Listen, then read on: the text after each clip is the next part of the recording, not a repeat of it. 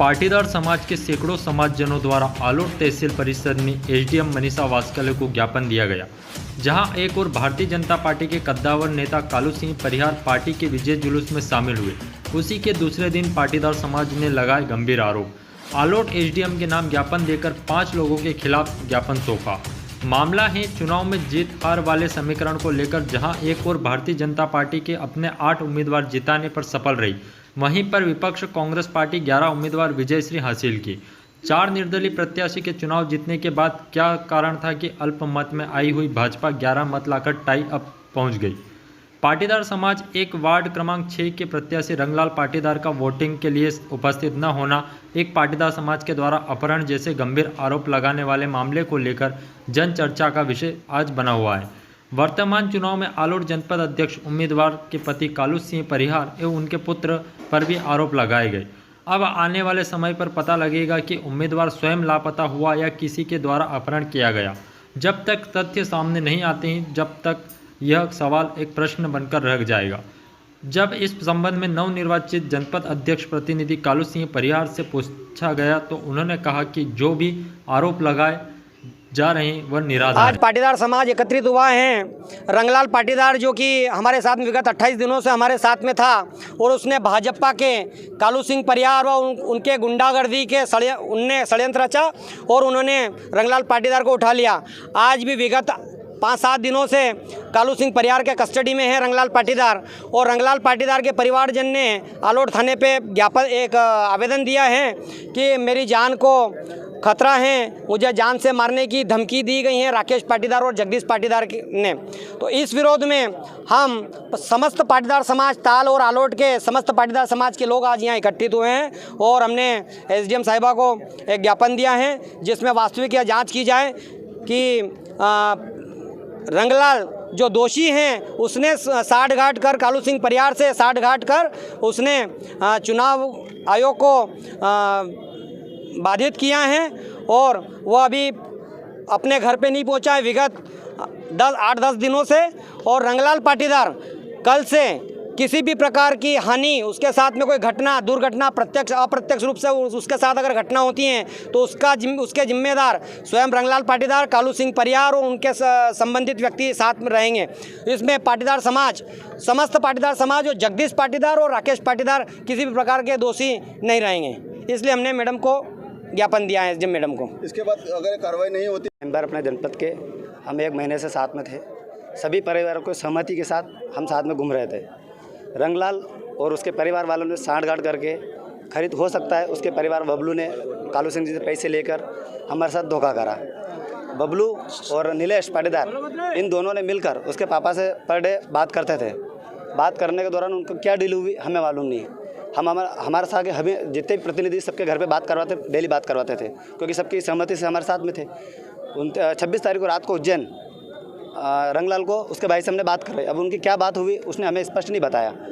सुबह हम वहाँ से जैसे उज्जैन से 7 बजे निकले, उसके पीछे हमारी गाड़ियाँ लगी। उसकी सूचना हमें नहीं थी, रंगलाल को थी। उसने रास्ते में आकर उसने बोला कि मेरे को पेशाब आई है, गाड़ी रुकवा दो। हमने गाड़ी रुकवाई। जैसे ही पेशाब करने रुके उस समय रंगलाल, नीलेश और कालू सिंह जी के गुंडे जो हथियार लेकर आए थे, हम दोनों के बीच में थोड़ी मगजमारी भी हुई, बोलचाल भी हुई। उतनी देर में वो आए और मेरे से छीन के रंगलाल को लेके गए। उसके बाद चुनाव के लिए हम लोग यहाँ पे आए, निर्वाचन के लिए। सभी ने मत दिए, अपने अपने 11 वोट आए, 11 सामने वाले के भी आए, गोटी डली, उसमें हम हार गए। हार के बाद घर चले गए। रंगलाल को उन लोगों ने मतदान करने से वंचित कर दिया। हो सकता है उनके बीच में कोई डील हुई होगी। डील ये हुई होगी कि भाई तुम मतदान मत करना, गोटी का सिस्टम हम जमा लेंगे, सरकार हमारी है, प्रशासन हमारा है, हम गोटी में जो भी है कर लेंगे।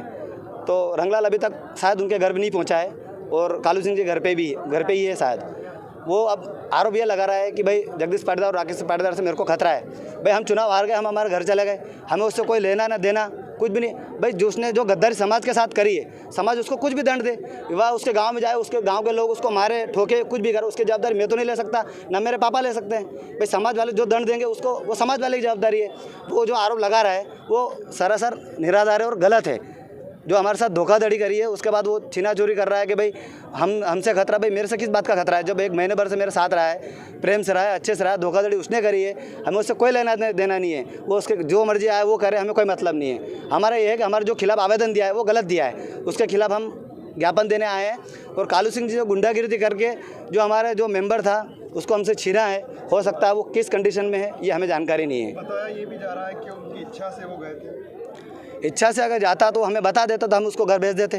भाई रास्ते में अगर बीच रास्ते से भाई कालू सिंह जी के जो गुंडे आए अगर वो हथियार लेके आए तो रास्ते से राजी मर्जी से तो जा नहीं सकता है। हो सकता है उसके बाद लड़के के ऊपर बहुत बड़ा दबाव हो, बंदूक की नोक पे आया हो। तो उस समय कौन सा पुलिस थाने में गए? हमने इस मामले की शिकायत इसलिए नहीं कर पाए कि हम जल्दबाजी में थे, क्योंकि चुनाव का टाइम 10 बजे का था और 8:30 बजे की घटना हमारे उज्जैन के बीच में हो चुकी थी। अब अगर हम वहाँ रुक जाते तो मेरे साथ में सभी मेंबर थे तो हम चुनाव से वंचित रह जाते, इसलिए हम उस समय आवेदन नहीं दे पाए थाने में। और जैसे अब यहाँ से अब चुनाव हारने के बाद हम घर गए, हमारा मूड ही डिस्टर्ब हो गया कि हम अब कुछ करना ही नहीं है। ठीक है, जो हो गया उसने गद्दारी करी, उसका रिजल्ट भगवान देगा, उसको समाज वाले देंगे, हमें उससे कोई लेना देना नहीं। अभी क्या सामाजिक तौर पर बहिष्कार करने की बात भी सामने? वो समाज वाले सोच रहे हैं कि उसने समाज के साथ बहुत बड़ा षड्यंत्र और गद्दारी करी है, उसके खातिर समाज को लोगों को बहुत गालियाँ दी है उन लोगों ने कि भाई समाज के नाम से कलंक है। अब समाज वाले जो भी उसको साथ करेंगे वो तो सर्वमान्य है, समाज जाने, उसमें हमारा कोई। बताना चाहेंगे कि भारतीय जनता पार्टी के जो आप चुनाव जीते हैं इसमें लेकर भारतीय पाटीदार समाज के द्वारा आपके ऊपर एक गंभीर आरोप लगाए,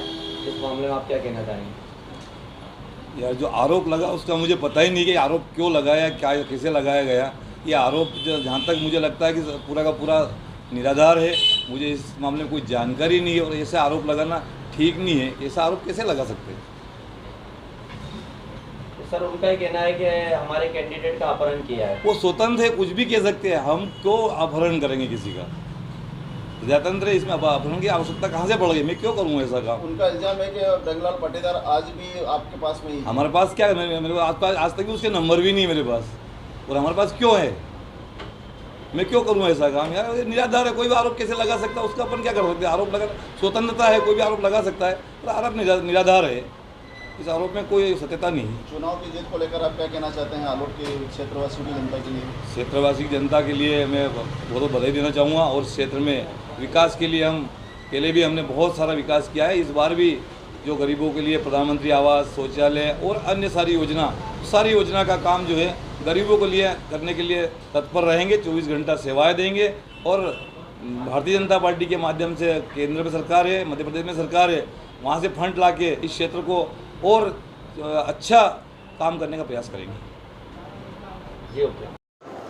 आज का ज्ञापन मध्य प्रदेश पाटीदार समाज संगठन के द्वारा दिया गया है। इसमें इनका ये है कि प्रतिपार्थी जो है रंगलाल, उनका ये कि उनकी पत्नी के निर्वाचन के समय विपक्षी अभ्यर्थी जो थे मुन्ना कुंवर पति कालू सिंह के साथ लोभ और लालच में आकर उनके विरुद्ध झूठी शिकायत दर्ज की गई है और उसी के संबंध में जांच के लिए इन्होंने ज्ञापन दिया है।